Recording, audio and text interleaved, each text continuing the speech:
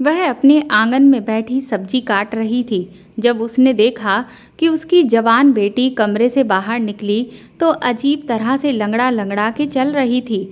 उसने कहा, ये क्या कर रही हो, किस तरह से चल रही हो?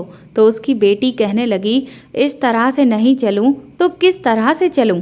आपको क्या पता मेरी हालत क्या है? वो सोचने लगी कि इसकी हालत को क्या हुआ है। दिन भर बिस्तर तोड़ती रहती है, पढ़ाई के नाम पर पूरा दिन कमरे में बैठी रहती है। वो इससे घर का कोई काम भी नहीं करवाती और अब इसको ऐसा क्या हो गया कि इसकी चाल ही बदल गई। उसकी बेटी ने उसके सवाल का जवाब नहीं दिया और वहाँ से चली गई। सिर्फ उसकी बेटी की चाल ही नहीं, उसकी हरकतें भी बदली बदली सी थी। उसे अपनी बेटी का चाल चलन कुछ ठीक नहीं लग रहा था। बेटी से ज़्यादा उसको बेटी का अंदाज अजीब सा लग रहा था। ऐसा लग रहा था जैसे सारे समाज की सताई हुई थी। सबसे ज़्यादा परेशानी इसी को है। उसका नाम अनीता है। वो अभी ये सब सोच ही रही थी कि उसका पति कमरे से बाहर आया।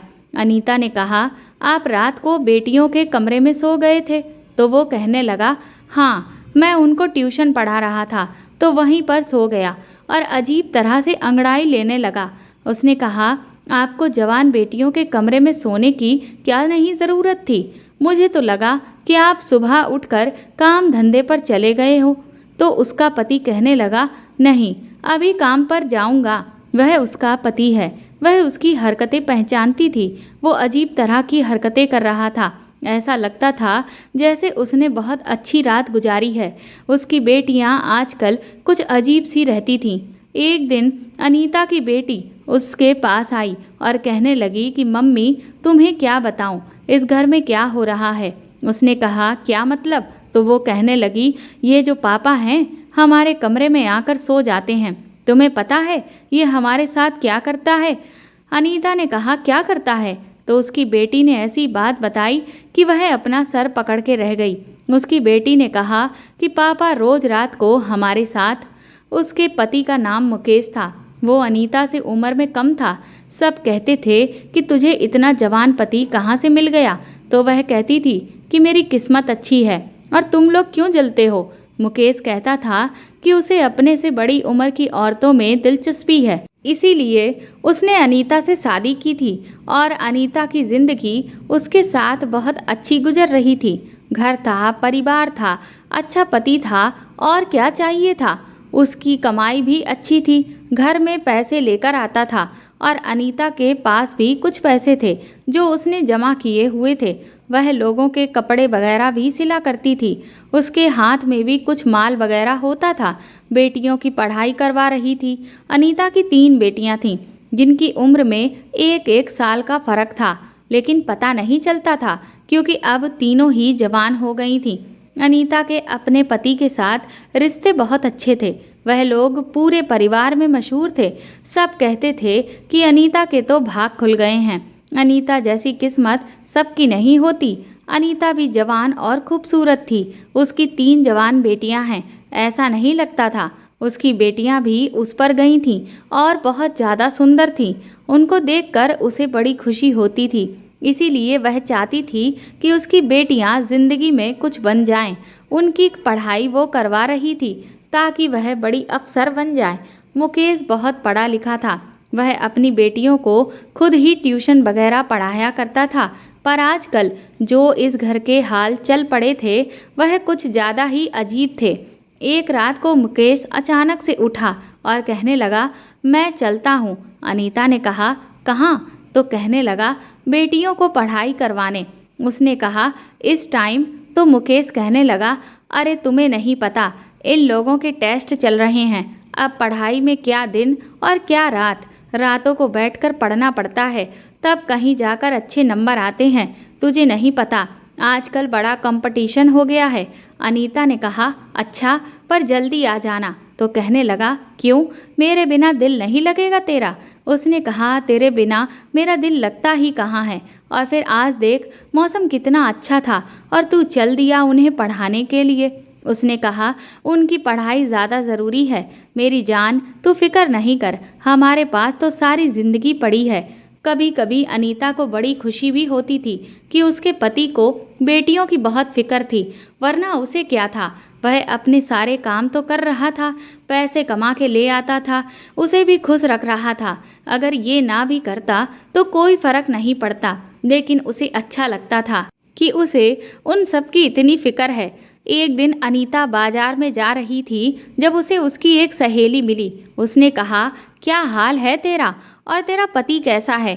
उसने कहा, ठीक है, बिल्कुल, बड़ी अच्छी जिंदगी गुजर रही है उसके साथ खुश हूँ। ये बात सुनकर उसकी सहेली हैरान हुई और कहने लगी, अच्छा, तेरी जिंदगी अच्छी गुजर रही है, पर तूने तो कहा था कि तेरी उसके साथ जिंदगी कभी अच्छी नहीं गुजरेगी। उसने कहा कि हाँ, मुझे याद है, तू तो मेरी शादी वाले दिन मुझे मंडप से उठाने के लिए आ गई थी। तूने मुकेश को किसी लड़की के साथ पकड़ लिया था ना। लेकिन देख, ये जो मर्द होते हैं ना, इनका शादी से पहले 100 जगह चक्कर होता है, लेकिन वह लड़की उनके लिए सबसे ज़्यादा आगे होती है जिससे ये शादी करते हैं। मुकेश खूबसूरत है, जवान है, उसके पीछे हजारों मरती होंगी, पर शादी तो उसने मुझसे ही की है ना। ये जो मर्द होते हैं ना, ये ऐसे ही होते हैं। अब आप कहीं से ऐसा मर्द ढूंढ कर नहीं ला सकते जो बहुत ही अच्छा हो और उसके कभी किसी लड़की को नज़र भर के भी ना देखा हो। ऐसा मर्द ढूंढने निकलेंगे ना तो कोई भी नहीं मिलेगा। थोड़ा बहुत तो सोचना पड़ता है, वह क्या कहते हैं इंग्लिश में, एडजस्ट करना पड़ता है।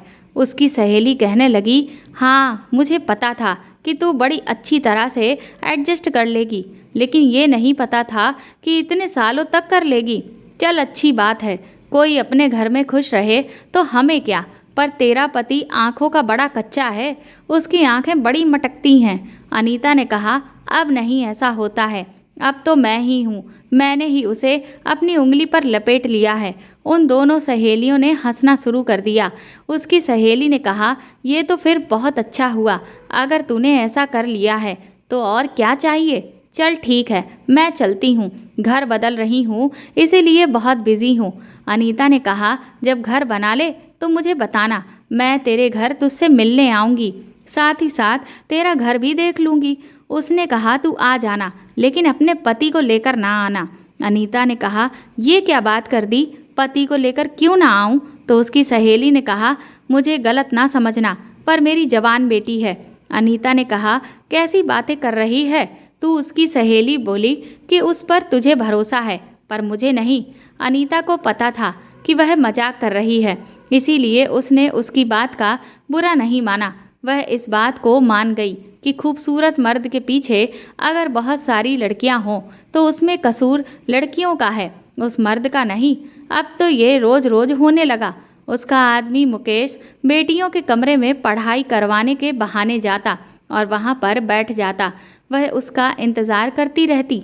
वो कहकर जाता था कि मैं जल्दी आ जाऊँगा। अनीता को भी पूरे दिन काम होते थे, थकी होती थी तो सो जाती थी। सुबह उसका पति बेटियों के कमरे से बाहर निकलता था। उसने पूछा, रात भर क्या करते हो तुम? तो कहने लगा कि पढ़ाते पढ़ाते नींद आ गई थी, पता ही नहीं चला कब सुबह हो गई। उसने कहा, ऐसी भी कौन सी नींद? तो कहता है कि तुम्हें तो पता है मैं जवान आदमी हूँ, मुझे तो ऐसी ही नींद आती है। अनीता ने कहा, मैं क्या बूढ़ी हूँ? तो कहने लगा, नहीं नहीं, तुम तो मुझसे भी ज़्यादा जवान हो। उसका मर्द बातें बहुत अच्छी अच्छी करता था, यही वजह थी कि वह उसके सामने कुछ बोल नहीं पाती थी। उसने अपनी बेटी कंचन को लंगड़ा लंगड़ा के चलते देखा था। ये कोई आम बात नहीं थी। आखिर क्या मामला था? जब अनीता ने उससे पूछा तो वो अनीता कहने लगी कि कोई बात नहीं है, मैं बिल्कुल ठीक हूँ, और ठीक तरह से चलने की कोशिश करने लगी। उसने कहा, जब मैंने तुझे देखा तो तू इस तरह से चल रही थी और अब तू कह रही है कि मैं ठीक हूँ, क्या मसला है तुझे?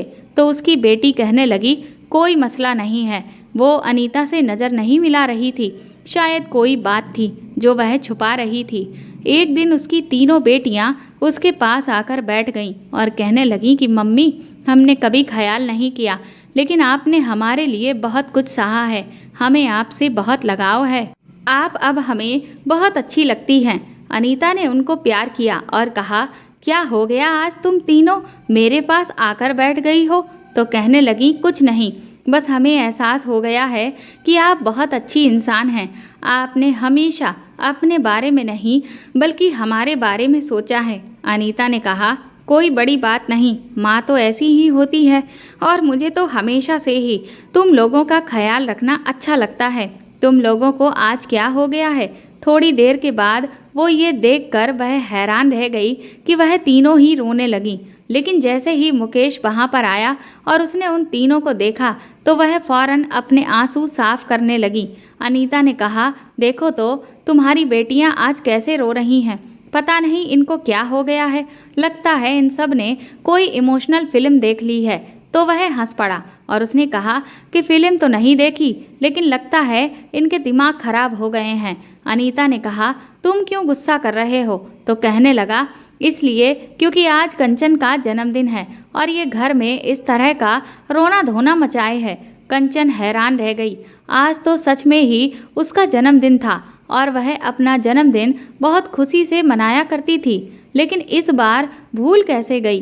और अनीता भी भूल गई। मुकेश ने कहा, लेकिन मैं नहीं भूला था। उसने एक केक उनकी तरफ बढ़ा दिया। कहने लगा, चलो केक काटते हैं। जब वह सबका इतना ख्याल रखता था तो अनीता को बहुत अच्छा लगता था। उसने सोचा कि आज वो मुकेश के साथ बहुत अच्छा वक्त गुजारेगी, पर वह तो इंतज़ार ही करती रह गई। मुकेश बेटियों के कमरे में चला गया। जब वो जा रहा था तो अनीता कहने लगी कि ये पता नहीं बेटियों के टेस्ट कब ख़त्म होंगे। मेरे पति को मुझसे दूर किए हुए हैं। तो मुकेश कहने लगा कि टेस्ट तो ख़त्म हो गए हैं, लेकिन आगे पढ़ाई बहुत मुश्किल है क्योंकि अब फाइनल एग्ज़ाम होने वाले हैं, इसीलिए थोड़ी बहुत तो परेशानियां झेलनी ही पड़ेंगी। अनीता ने एक दिन बातों बातों में ये बात अपनी सहेली को बताई। उसका घर बन गया था। वह उसका घर देखने गई थी। उसकी सहेली ने कहा कि तुझे ऐसा नहीं लगता कि वह तुझसे ज़्यादा तेरी बेटियों से प्यार करता है? अनीता ने कहा कि ये तो सब जानते हैं कि अधिकतर मर्दों को तो अपने बच्चों से ही ज़्यादा प्यार होता है। इसमें कौन सी बड़ी बात है? बहुत कम ही मर्द ऐसे हैं जिन्हें बच्चों से ज़्यादा बीवी से प्यार हो। तो उसकी सहेली कहने लगी कि नहीं, ये सब कुछ थोड़ा सा अजीब है। कुछ तो ऐसा है जो तू भी देख रही है और आंखें बंद करके बैठी हुई है। तेरी बेटियों वाला घर है। तुझे अपनी आंखें हर तरह से खोल कर रखनी चाहिए। शायद जो उसकी सहेली उसे समझाना चाह रही थी वह ना समझ सकी। उसे लगा कि वह ये कह रही है कि अपनी बेटियों पर नज़र रखा करे, और फिर इसके बाद जो हुआ वह बहुत अजीब था। एक दिन कंचन की तबीयत अचानक खराब हो गई। उसने कहा कि क्या हो गया? तो कहने लगी, लगता है मैंने कुछ उल्टा सीधा खा लिया है। मेरे पेट में बहुत दर्द हो रहा है और मुझे उल्टी भी आ रही है। उसने कहा कि चल तुझे डॉक्टर के पास ले जाती हूँ। तो कहने लगी कि नहीं, नींबू पानी पी लूँगी तो ठीक हो जाऊँगी। डॉक्टर के पास जाने का दिल नहीं कर रहा है। उसने कहा कि मरीज़ का कहाँ दिल करता है डॉक्टर के पास जाने का, लेकिन तबीयत ज़्यादा खराब हो गई तो क्या होगा? मुकेश भी वहाँ पर आया तो उसने उसे परेशान होकर कहा कि इसकी तबीयत बड़ी ख़राब है और डॉक्टर के पास भी नहीं जा रही। मुकेश बोला कि इतनी भी ख़राब नहीं है, पढ़ाई की टेंशन की वजह से ऐसा हुआ है, ठीक हो जाएगी, तुम परेशान नहीं हो। वैसे तो वह उसकी बेटियों की बहुत फिक्र करता था, पर आज इस तरह से कहने लगा कि जैसे उसको कोई फिक्र नहीं है। मुकेश ने कहा, छोड़ दो, थोड़ी देर में ठीक हो जाएगी। अनीता बोली कि ये क्या बात हुई? तो वो कहने लगा कि जवान लड़की है, जवान इंसान जल्दी ठीक हो जाता है। तू चल मेरे लिए खाना लगा दे, मुझे बहुत भूख लगी है। मुकेश उसकी बेटियों का इतना ख्याल रखता था कि उसकी इस हरकत ने अनीता को हिलाकर रख दिया। आज उसने कंचन की फिक्र क्यों नहीं की? कंचन की तबीयत वाकई थोड़ी देर बाद ठीक हो गई, लेकिन अनीता जब उसके लिए चाय बनाकर कमरे में जाने लगी तो अंदर बैठी अपनी बेटियों की बातें सुनकर वह दरवाजे पर ही रुक गई। वो कह रही थीं कि ये कुत्ते की मौत मरेगा, इसको सुकून नहीं मिलेगा, ऐसा बुरा आदमी हमने अपनी ज़िंदगी में नहीं देखा और हमारी माँ का भी दिमाग खराब कर रखा है। ये बात सुनकर अनीता हैरान रह गई कि वो किस बारे में बात कर रही थी। उसकी छोटी बेटी ने कहा कि उसको छोड़, अपने बारे में सोच कंचन, क्या होगा अगर माँ को ये बात पता चल गई तो वह तो जीते जी मर जाएगी। कंचन कहने लगी कि दिल करता है कि मैं ही खुदकुशी कर लूं। अब अनीता ने सोच लिया कि वह सीधे अंदर चली जाएगी और इन सब से पूछेगी कि ये क्या बातें कर रही हैं। लेकिन इससे पहले उसे मुकेश ने बुला लिया। उसने कहा कि वह हमारी बेटियां कुछ अजीब सी बातें कर रही हैं, पता नहीं किसको कोस रही हैं। मुझे लगता है कि ये कंचन हमसे कुछ छुपा रही है। तभी मुकेश ने अनीता को एक तोहफा दिया और कहा कि तू उनको छोड़ और मेरी तरफ देख। आज उसका मूड बहुत अच्छा था। उसकी बातों में उलझकर वो ये बात भी भूल गई। लेकिन सुबह सुबह बड़ी मुसीबत हो गई। कंचन बेहोश हो चुकी थी और होश में नहीं आ रही थी। अब तो उसे डॉक्टर के पास ले जाना ही था, लेकिन मुकेश अभी भी यही कह रहा था कि डॉक्टर के पास ले जाने की कोई ज़रूरत नहीं है। अनीता ने कहा कि ऐसे कैसे, मेरी बेटी को होश नहीं आ रहा। मजबूरी में वो उसे डॉक्टर के पास ले गया तो डॉक्टर ने एक टेस्ट किया और उसके बाद फिर उन्हें घर भेज दिया। कहने लगी कि इसको बहुत ज़्यादा कमजोरी हो रही है, लगता है इसने खाना नहीं खाया है। आपको टेस्ट की रिपोर्ट मैं फ़ोन पर बता दूंगी। 2 घंटे के बाद डॉक्टर का फ़ोन आया और बस उसके बाद तो जैसे उन सभी की ज़िंदगी बदल कर रह गई थी। डॉक्टर ने बात ही ऐसी बताई थी। जब उसने ये बात सुनी तो उसने फ़ोन रखा और कंचन के कमरे में कदम बढ़ाते हुए चली गई और कहा कि इस दिन के लिए तुझे पढ़ाया लिखाया था, तुझे आज़ादी दी थी कि तू ये सब कुछ करे। बाकी सभी उसे हैरान होकर देखने लगे, लेकिन कंचन जानती थी कि वह क्या बात कर रही थी, इसीलिए उसने सर झुका लिया था, क्योंकि उसे डॉक्टर ने बताया था कि कंचन पेट से है और उसने अपने बच्चे को ख़त्म करने के लिए कोई गोली भी खाई है, जिसकी वजह से कंचन की हालत खराब हुई है। लेकिन बच्चा सही सलामत है और उसे कुछ भी नहीं हुआ है। कंचन ने रोना शुरू कर दिया। अनीता ने कहा कि बताओ ये सब कुछ किसने किया है। तो उसने कहा कि मैं सब बताती हूँ, और वो अनीता को उसके कमरे में ले गई और वहाँ जाकर उसने अनीता को अकेले में अलग ही कहानी सुनाई और कहा कि ये सब कंचन की खुद की गलती है, उसकी वजह से ही ये हुआ है। अनीता से कहा कि ऐसे कैसे, किसी और का कसूर नहीं है, बता कौन है वह लड़का, उसी के साथ तेरी शादी करवाऊंगी। तो वो कहने लगी वह कभी शादी नहीं करेगा और वह इस देश में नहीं है, बस आप इस बात को ख़त्म कर दें। अनीता ने कहा अब ये बात इस तरह से ख़त्म नहीं होगी, पर कंचन कहने लगी कि बस मेरी गलती है, मुझे जो सज़ा दोगी मुझे मंजूर है, चाहे तो मेरी पढ़ाई ख़त्म करवा दो, मुझे घर पर बिठा दो, किसी बूढ़े के साथ मेरी शादी कर दो। अनीता वैसे तो उसे कोस रही थी और बहुत परेशान थी, लेकिन उसकी बातें सुनकर अनीता को ऐसा लगने लगा था कि जैसे कंचन उससे भी ज़्यादा परेशान है। उसकी बेटी बुरी तरह से रोने लगी और फिर बेहोश हो गई। अनीता का गुस्सा ख़त्म हो गया और अब उसे कंचन की फिक्र होने लगी। जब उसे फिर से होश नहीं आ रहा था तो वह उसे डॉक्टर के पास लेकर गई। डॉक्टर ने कहा कि जो दवाई उसने खाई थी उसका असर अब जाकर हुआ है। उसके बाद उसकी हालत बहुत बुरी हो गई थी। कंचन के पेट में पलने वाला बच्चा इस दुनिया में नहीं रहा। पता नहीं ये बात अच्छी थी या बुरी। अनीता कंचन से बार बार पूछ रही थी कि ये बच्चा किसका है, लेकिन वह नहीं बता रही थी। कंचन ने अपनी ज़ुबान पर ताला लगा रखा था, पर अनीता को उसकी आंखें बता रही थीं कि कोई बहुत बड़ी वजह है।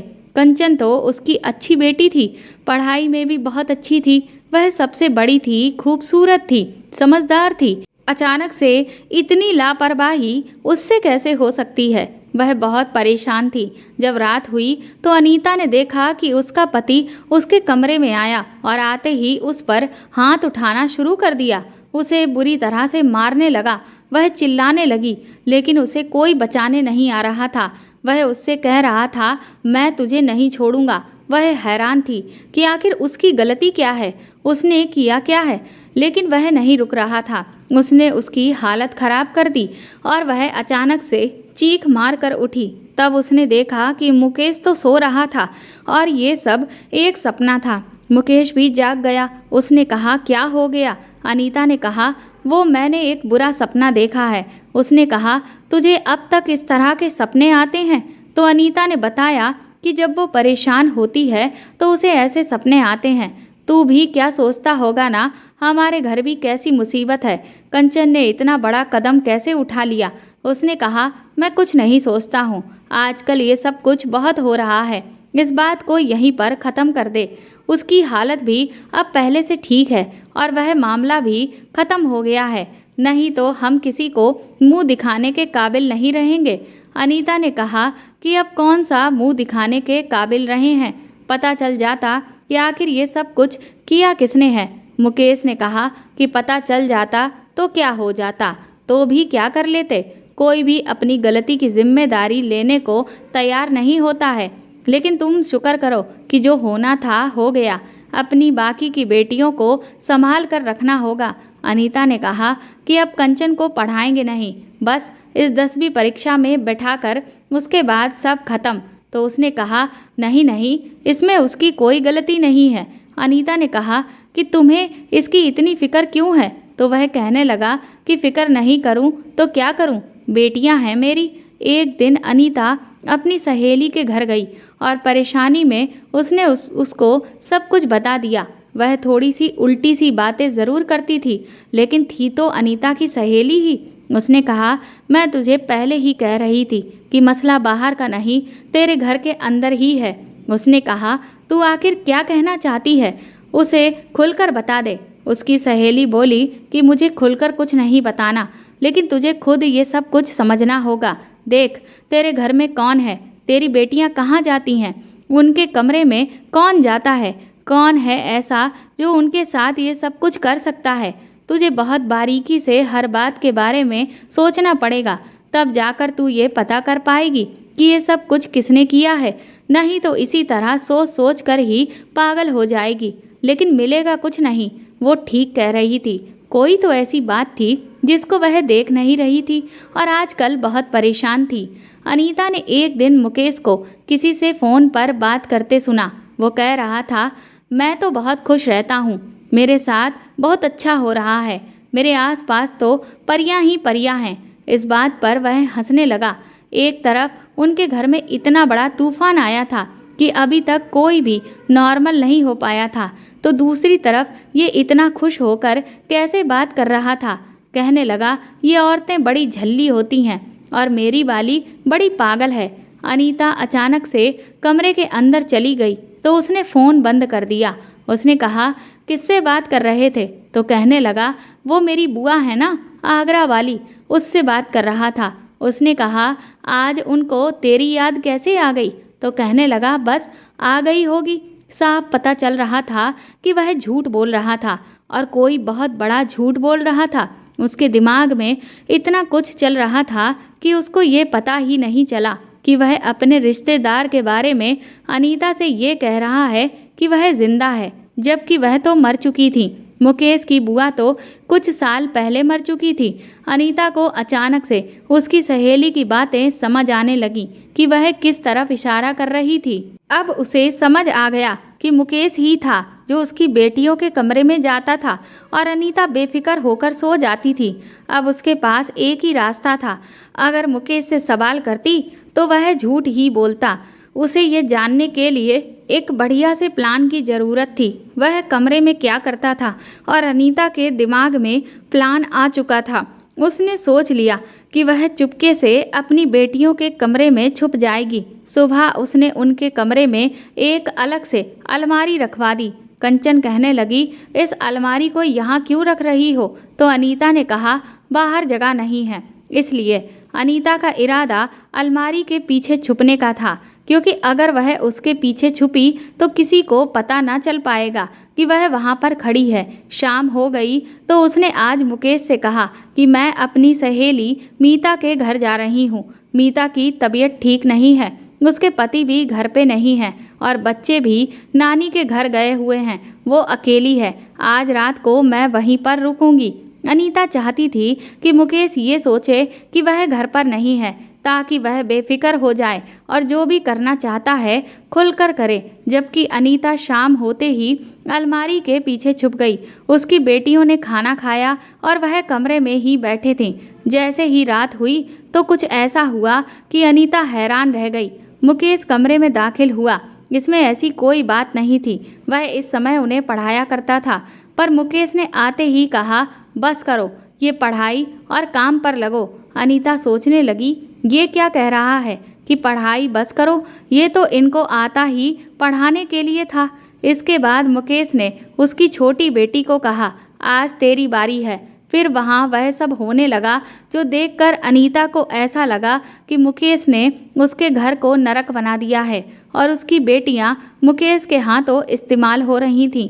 वह अनीता की बेटियों के साथ बहुत बुरा कर रहा था और उसके ही घर में उसकी ही नाक के नीचे कर रहा था और वह ये सोचती थी कि वह उन्हें पढ़ाता है। उसने अपने फ़ोन से उसकी वीडियो बना ली क्योंकि ये ज़रूरी था। थोड़ी देर बाद वह वहाँ से चला गया और उसकी बेटियां बैठकर रोने लगीं। इसका मतलब वह बच्चा जो कंचन के पेट में था वह भी मुकेश का था। आज उसे वह दिन याद आ गया जब उसने मुकेश से शादी करने का निर्णय लिया था और सब ने उसे रोका था, मना किया था। ऐसा ना कर अनीता। अनीता का पहला पति इस दुनिया से चला गया था और वह बहुत निर्दयी इंसान था। रोज उस पर हाथ उठाता था, बिना वजह ही उसे मारने लगता था। कहता था, तू लड़कियां पैदा करती जा रही है और मुझे बेटा चाहिए। उसने अनीता को एक दिन भी खुश नहीं रखा और उसका जीवन बर्बाद कर दिया। ये तीनों बेटियां अनीता के पहले पति से ही थीं। उसके देहांत के बाद उसकी ज़िंदगी में मुकेश आया। जवान और कम उम्र लड़का था जिसने अनीता से पागलों जैसी मोहब्बत की थी, पर आज समझ आया कि उसको अनीता से कोई मोहब्बत नहीं थी। वह तो किसी और काम से आया करता था। उसे तो एक तीर से 4 शिकार करने थे, एक अनीता और 3 उसकी बेटियां। वह फूट फूट कर रोने लगी। उसे सब लोगों ने रोका था। सब ने कहा था, तू पागल हो गई है, स्वार्थी बन गई है, सिर्फ अपने बारे में सोच रही है, अपनी बेटियों के बारे में नहीं सोच रही है। उसने कहा, लेकिन क्यों ना सोचूं अपने बारे में। अनीता के पहले पति ने उसे बहुत तंग किया, उसे इंसान नहीं समझा। क्या उसके सीने में दिल नहीं है और उसकी इच्छा ही नहीं है? अगर अनीता मुकेश से शादी करना चाहती है तो सबको क्या है। और शादी के बाद मुकेश ने हमेशा उसकी बेटियों को अपनी बेटी की तरह समझा था, लेकिन ये सब कुछ नाटक था। वैसे तो मुकेश उनका बहुत ख्याल रखता था।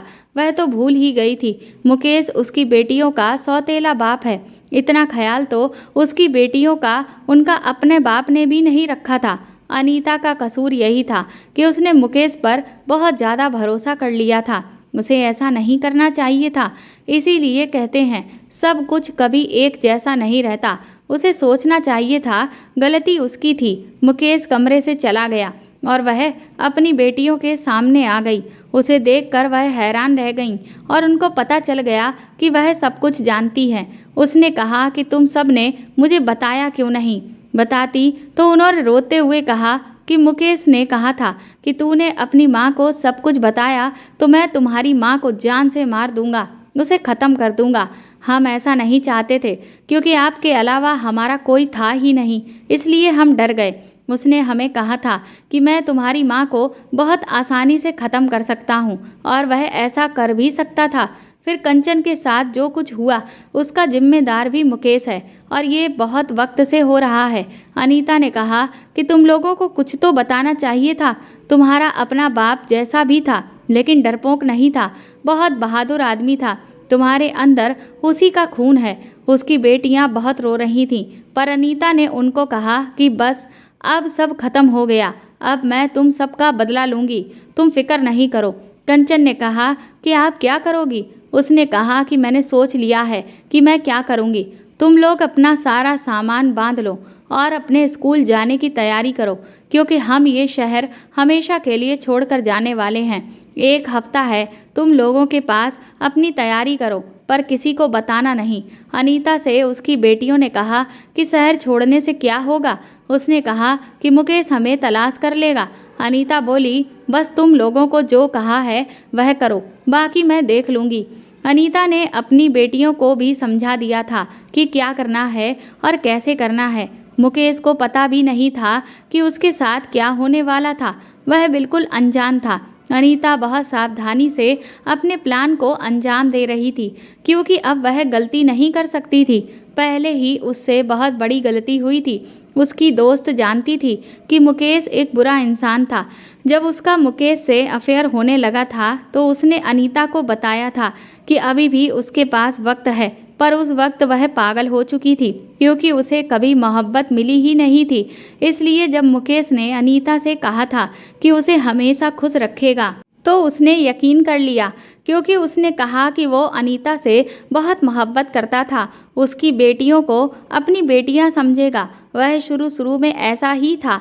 अभी उनकी शादी को 7 साल हुए थे। उस पर समाज ने उंगली उठाई थी, कहा था कि इसको अपनी बेटियों का ख्याल नहीं है, बुढ़ापे में शादी कर रही है। उसने किसी की बात नहीं सुनी थी। उसे कम से कम अपनी सहेली की बातों को सुनना चाहिए था।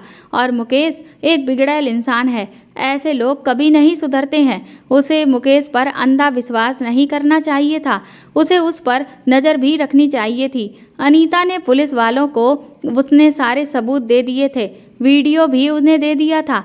जैसे ही अनीता अपनी बेटियों के साथ अपने मोहल्ले की गली से निकल रही थी, रात के अंधेरे में पुलिस की गाड़ी उनके घर की तरफ आ रही थी और मुकेश घर में अकेला था। पुलिस से बच भी जाता तो उसके लिए यही सज़ा काफ़ी थी कि वह उसे हमेशा के लिए छोड़ दे।